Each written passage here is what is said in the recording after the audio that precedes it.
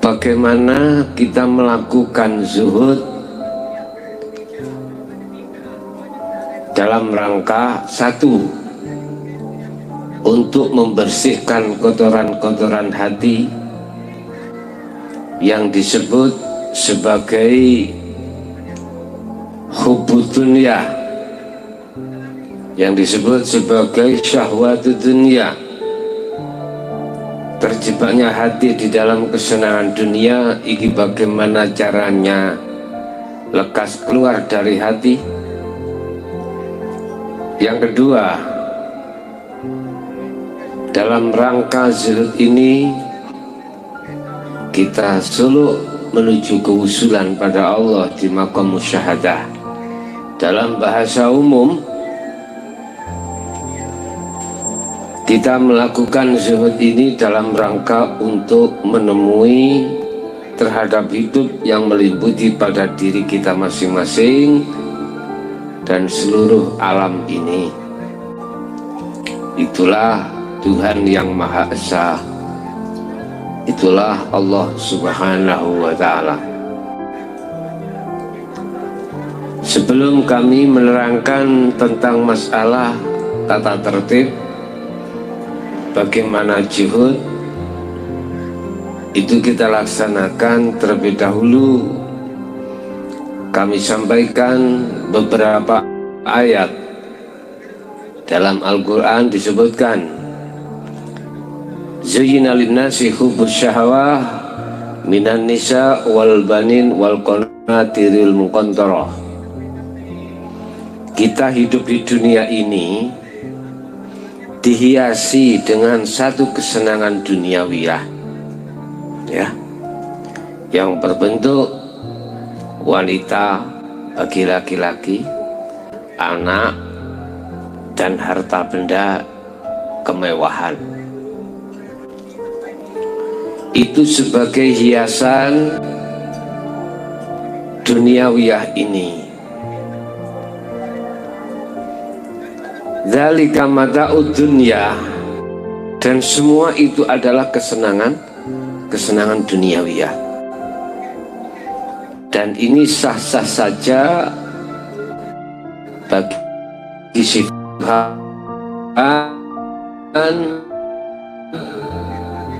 yang lebih baik. Apa? Kembali kepadanya. Artinya, silakan secara fisik kita dihiasi oleh kesenangan duniawiyah, tetapi bagaimana hati ini tidak terpengaruh dengan itu semuanya. Justru hati ini tetap di jalur kembali kepada Tuhan yang Maha Esa. Dalam satu ayat lain Allah mengatakan, yakfur bitaghut wa yu'min billah. Jagalah hatimu untuk senantiasa bersama Tuhan, untuk senantiasa pertama Allah Subhanahu wa Ta'ala. Sekalipun fisikmu itu bernuansa sifat basyariah, kesenangan duniawiyah, tidak apa. Ini sebagai awal kita hidup di dunia pasti dihadapkan hal seperti ini, Bapak Ibu. Tetapi kita harus menjaga bagaimana aturan-aturan Tuhan yang benar. Aturan-aturan Allah yang benar itu bagaimana? Kembali kepada apa yang saya katakan, hati harus selalu bersama Allah di segala hal apapun, termasuk kesenangan duniawiyah. Lah, untuk menciptakan kondisi hati di zona tersebut, ini pun tidak mudah.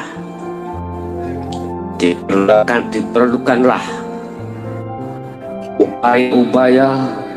Pertama adalah ilmu tentang ketuhanan, yang sudah kami sampaikan secara mendasar di dalam sasi Ramadan. Yang kedua, harus melaksanakan berbentuk zuhud dengan istiqomah. Bapak Ibu, zuhud itu ada dua tempat. Zuhud itu bisa dikatakan meditasi, tapi kalau kita mengatakan zuhud itu ranahnya hati, bukan fisik, ya. Atau topo, atau kholwat, atau uzlah, berserah. Apa yang membuat Anda bahasa, silahkan.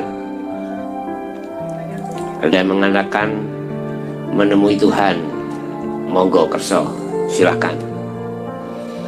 Yang jelas di situ ada dua bagian.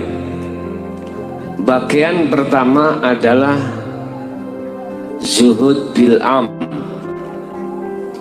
zuhud dengan memakai sistem wasilun yang duduk di umum. Bahasa Jawa ini dikatakan kau harus bisa topo inggon rami. Artinya bagaimana? Dikatakan bil am umum, fisikmu itu berinteraksi campur dengan kesenangan duniawiyah, anak, istri, harta benda, fisik. Tetapi hatimu harus terjaga dan menjaga dari pengaruh-pengaruh hawa nafsu yang ditimbulkan di situ. Bagaimana caranya? Temuilah Allah yang meliputi segala-galanya, termasuk anak, istri, kemewahan duniawiah. Sebab di situ tanpa Allah, sebab di situ tanpa hidup, tanpa Tuhan secara umum, hal itu tidak akan pernah terjadi. Makanya baik secara fisik, walaupun kau berinteraksi terhadapnya, tetapi hatimu harus hanya selalu bersama Allah, bersama itu meliputi segala-galanya, dengan cara berdiri nomor 2 dan 3. Dulu mungkin sudah saya jelaskan bab zikir, mungkin ya. Zikir nomor 1, nomor 1, number 1 adalah zahri. Di lisan kita ucapkan la ilaha illallah,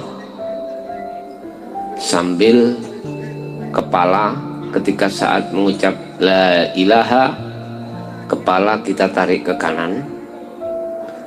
Pas ilallah, kepala kita tarik ke kiri sambil masuk dalam hati. Ibarat kau tarik ke kanan adalah mengeluarkan sifat-sifat jelek dalam hatimu. Kemudian ilallah, kau masukkan hidup dalam hatimu, ibarat. Atau kau tarik ke kanan, ibarat kau mengeluarkan kesenangan dunia dalam hatimu. Illallah, kau tancapkan di dalam hatimu, hanya hidup. Nomor 2, yang nomor 2 adalah siri. Lesan tidak mengucapkan la ilaha illallah, tapi bersamaan dengan napas keluar masuk Anda mengucapkan hu Allah. Boleh mengucapkan hu, silakan. Mengucapkan Allah dalam hati, silakan, tanpa ada aturan yang harus begini-begini. Yang jelas ketika saat berkumandangnya zikir nomor 2 siri, kau harus melakukan zikir sirul asrar. Mungkin bab zikir belum ya, insya Allah sudah saya sampaikan lah. ketika zikir nomor 2 berkumandang di zuhud secara umum, zikir nomor 3 harus kau sertakan. Zikir nomor 3 itu ada 3 tahap, ya. Su'arul basiroh, wa ainul basiroh, wa hakul basiroh. Su'arul basiroh, di dalam hatimu ada satu rasa, ada satu iman yang mempercayai bahwasanya yang meliputi napas keluar masuk itu adalah hiduplah hakikatnya Allah. Yang meliputi dirimu, seluruh anggota tubuhmu, jus-jus, darah, jantung dan lain sebagainya, itu adalah hidup.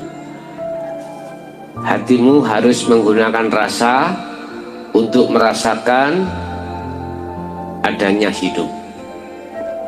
Ketika masuk di rasa hatimu, biarkan rasa itu berjalan, yang tujuannya adalah menemui hidup pada dirimu sendiri. Nah, kemudian nanti ada proses tahapan kedua dalam zikir nomor 3 adalah ainul basiroh, ketemu, melihat. Jadi ketika proses syu'ar merasakan sampai ketemu, itu proses tengah-tengah itu pembersihan kotoran hati di dalam hatimu yang berbentuk kesenangan duniawiyah. Manakala ini nanti dikatakan hatimu ketika zuhud ikumang bersih, hatimu akan dilalaikan segala hal-hal yang bersifatkan kesenangan duniawiyah. Jangan kaget. Disitulah kau akan ainul basiroh, bertemu hidup, ya, bertemu hidup.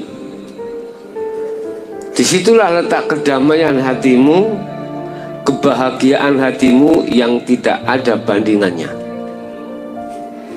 Hanya bertemu Tuhanlah ketenangan jiwa, kedamaian jiwa akan hakiki, akan selamanya.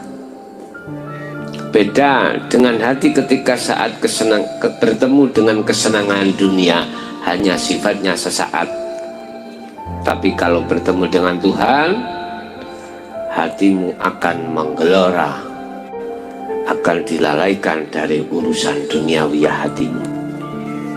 Jangan kaget, ini zuhud umum.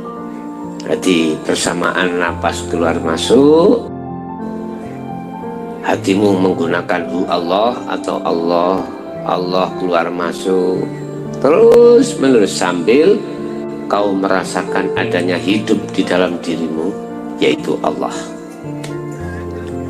Kalau dikatakan sudah ainul basiroh bertemu, itu nanti dekat dengan hakul basiroh, menyatakan dalam hatimu nanti sudah tidak ada siapa-siapa, yang ada hanyalah hidup itu yang berbicara, aku Allah. Kalau bahasa umum, aku Tuhan, innani anallah la ilaha illa ana. Innani, sesungguhnya ingsun, saya, ana ya saya, la ilaha illa ana, tidak ada Tuhan selain saya. Jadi kalimat saya itu muncul hidup dalam dirimu, bukan dirimu yang mengucapkan, karena dirimu sudah fana. Roh itu sudah fana, jadi tinggal itu sendiri yang mengucapkan saya adalah Tuhan. Ini di zuhud umum. Ini kau lakukan baik siang maupun ketika saat zahirmu berinteraksi dengan kesenangan dunia. Memang sulit, tapi sesulit apapun jangan pernah ada kata-kata tidak bisa. Saya ja'alallahu ba'da usri yusra. Datangnya sesuatu itu tidak langsung bim salah bim, tapi datangnya sesuatu penuh dengan lika-liku kesengsaraan. Jangan takut dengan kesengsaraan, karena di dalam kesengsaraan ada kebahagiaan. Jangan takut dengan kesusahan, karena di dalam kesusahan ada kebahagiaan. Ingat itu. Kemudian yang kedua adalah zuhud khusus. Zuhud secara khusus, dimaksud zuhud secara khusus adalah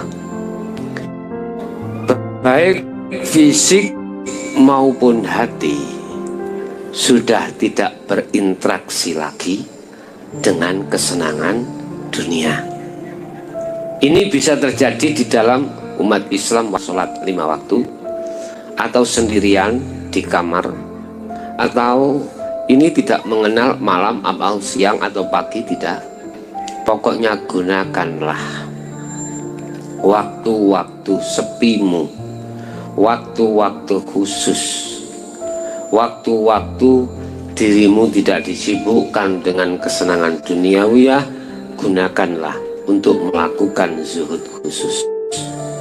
Ini boleh kau lakukan mulai zikir tahap 1, 2, 3, ya. Seperti halnya apa yang kami sampaikan tadi.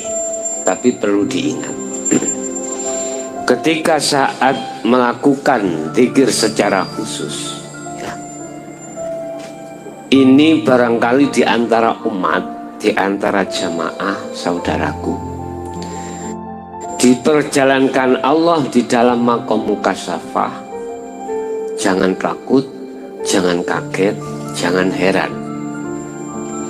Sebab di dalam maqam mukasyafah itu nanti kau ditemukan oleh para nabi, para rasul, para malaikat-malaikat Tuhan. Bahkan ditemukan jin, ditemukan iblis, bisa jadi. Bisa jadi, ya. Yang jelas kau jangan sampai takut.